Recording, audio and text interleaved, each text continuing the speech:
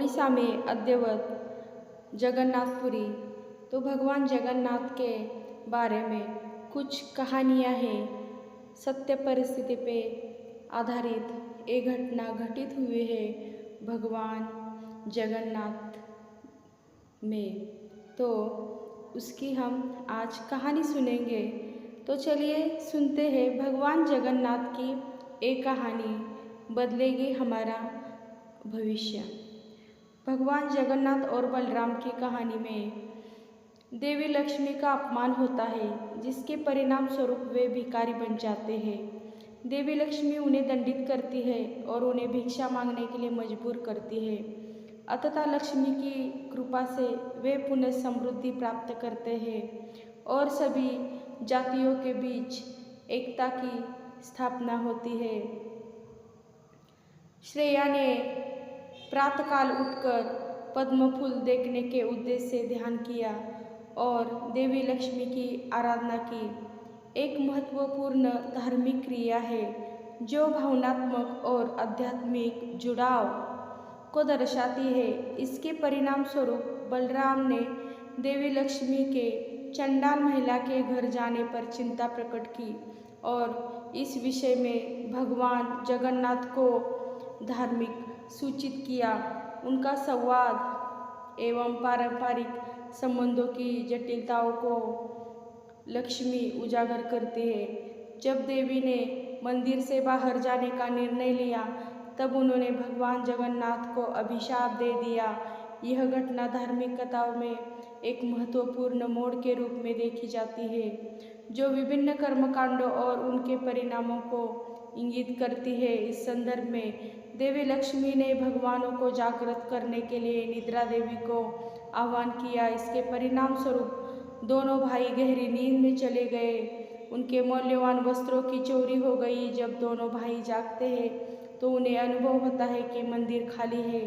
देवी लक्ष्मी के प्रस्थान के बाद उनमें निराशा की भावना हो जाती है, जो उनकी स्थिति की गंभीरता को दर्शाती है। भगवान जगन्नाथ और बलराम ने भिक्षाटन करने का निर्णय लिया। वे साधारण वस्त्र पहनकर बाहर निकलते हैं, जो उनके दारिद्र्य की स्थिति को स्पष्ट करता है और उनके समर्पण भावना को उजागर करता है। और बलराम जब भी भोजन प्राप्त करने का प्रयास करते हैं तो उन्हें निराशा ही मिलती है। देवी लक्ष्मी के आदेशों के कारण उनके प्रत्येक प्रयास विफल होते हैं, जो उनके भाग्य की विडंबना को दर्शाता है। जब वे एक योगी से मिलते हैं तो योगी उन्हें बताते हैं कि वे लक्ष्मी के विश्वासघातक हैं, इसलिए उन्होंने समुद्र तट की ओर जाने का सुझाव दिया, जो एक नया मोड़ प्रस्तुत करता है। लक्ष्मी के श्राप के कारण गर्म बालू पर चलना अत्यंत कठिन हो गया। बलराम ने अपनी संपूर्ण शक्ति लगाकर लक्ष्मी के महल तक पहुंचने का प्रयास किया, जो उनके साहस को दर्शाता है। देवी लक्ष्मी ने अपनी दासियों के द्वारा भोजन की तैयारी के लिए आवश्यक सामग्री भेजी, ताकि वे स्वयं भोजन तैयार कर सके। यह उनके दयालु स्वभाव और जिम्मेदारी को दर्शाता है। भाइयों ने जब स्वयं भोजन पकाने का प्रयास किया, तब आग नहीं जल पाई और वे अत्यंत निराश हो गए। यह स्थिति उनकी असमर्थता और चुनौतीपूर्ण परिस्थितियों को उजागर करती है। आखिरकार भाइयों ने देवी लक्ष्मी द्वारा तैयार भोजन को ग्रहण किया और उसकी सराहना की। यह उनके लिए एक महत्वपूर्ण क्षण था, जो देवी लक्ष्मी के प्रति उनके आभार को दर्शाता है। लक्ष्मी को घर की समृद्धि लाने वाली देवी माना जाता है और उनका महत्व इस संवाद में स्पष्ट रूप से परिलक्षित होता है। भगवान जगन्नाथ ने इस संबंध में अपने दृष्टिकोण को साझा किया। इस संवाद में भक्ति और प्रेम की गहन भावना को दर्शाया गया है। जगन्नाथ की लक्ष्मी के प्रति श्रद्धा रिश्तों की जटिलता और गहराई को स्पष्ट करती है। जगन्नाथ का यह कहना कि जाति के भेदभाव को मिटाना आवश्यक है, एक महत्वपूर्ण सामाजिक संदेश प्रस्तुत करता है। यह दर्शाता है कि सभी को समानता से सम्मान प्राप्त होना चाहिए, जो मानवता के लिए महत्वपूर्ण है।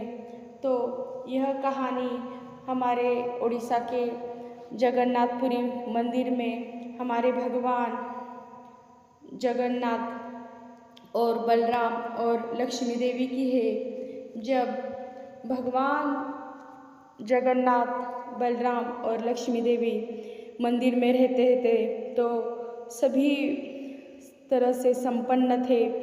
तब माता लक्ष्मी की आराधना करती थी एक स्त्री और वो नीची जाति की थी। तो माता लक्ष्मी देवी बहुत दयालु है, वो सभी की मनोकामना पूरी करती है। तो उनको उनका दुख सहा नहीं गया और माता लक्ष्मी देवी उनके घर चली गई और वे स्त्री बहुत अच्छे से माता लक्ष्मी जी की प्रार्थना कर रही थी, पूजा कर रही थी। वे देखकर माता लक्ष्मी जी बहुत प्रसन्न हो गई और उन्हें धन धान्य सुख समृद्धि का आशीर्वाद प्राप्त किया। और वो फिर मंदिर वापस आ रही थी, तब बलराम जी ने जगन्नाथपुर महाराज को, जगन्नाथ जी भगवान को कहा कि माता लक्ष्मी एक जो है नीची जाति की जो चांडाल स्त्री है उनके घर से आ रही है, तो उन्हें इस मंदिर में प्रवेश नहीं किया जाएगा। और इस तरह से भगवान जगन्नाथ दोनों भाई और पत्नी के इसमें फंस गए। अभी मैं किसका पक्ष लूँ?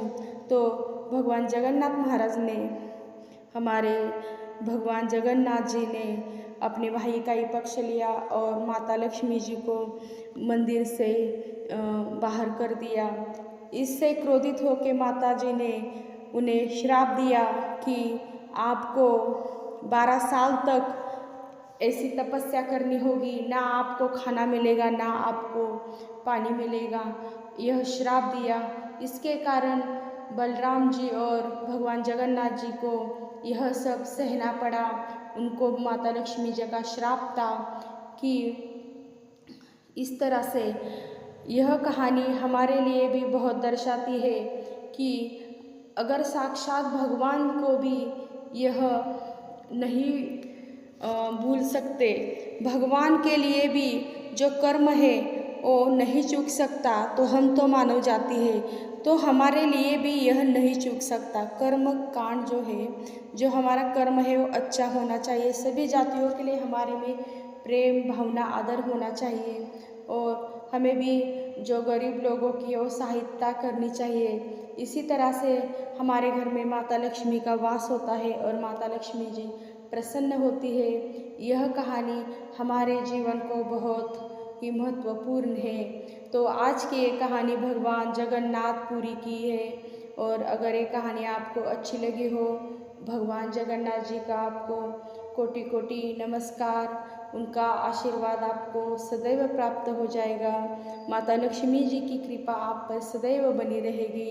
इसी तरह से अपने जीवन में भी अच्छा काम करते जाइए और गरीब लोगों की सहायता कीजिए। ये साक्षात अपनी माता लक्ष्मी जी का आदेश है। इससे ही माता लक्ष्मी जी प्रसन्न होती है और हमें भी सुख समृद्ध और धन धान्य से संपन्न करती है। तो आज की ये कहानी आपको कैसी लगी? कमेंट में जय जगन्नाथ, जय माता की अवश्य लिखना और हमारे चैनल को सब्सक्राइब कीजिए, लाइक कीजिए, शेयर कीजिए। और आपको हमारे चैनल पे आने के लिए आप सभी का बहुत सारा धन्यवाद। और हमारे चैनल को ऐसे ही आप प्यार देते रहिए और आप सभी का बहुत सारा धन्यवाद। धन्यवाद। जय माता दी, जय भगवान जगन्नाथपुरी की। धन्यवाद।